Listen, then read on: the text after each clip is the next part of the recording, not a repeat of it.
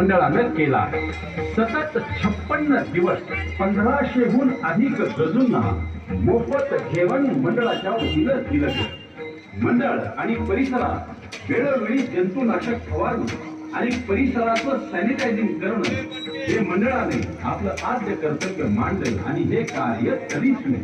गरजूंची गरज ओळखून सॅनिटायझरचं मोफत वाटप, विटामिन सी टॅब्लेटचं मोफत वाटप, corona kit, mask, hand gloves यांचं मोफत वाटप। देखंतु केमिति पुनः हे जे गणेश पूजा देखंतु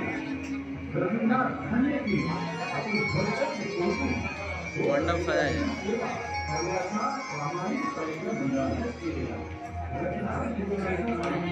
सजा है गणेश मंडप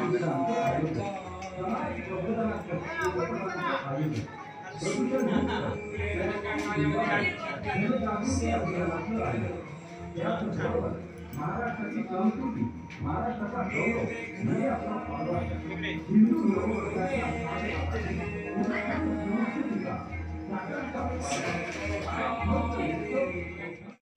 गणेश पूजा केमिति लागला देखिल कि नहीं? बहुत बढ़िया है गणेश एठी पुणे रे बहुत सारी जगह बढ़िया बढ़िया गणेश पूजा है। सब पुणे फेमस, मुंबई भी बहुत फेमस। आज आम आसु पुणे को देखा बढ़िया है गणेश पूजा।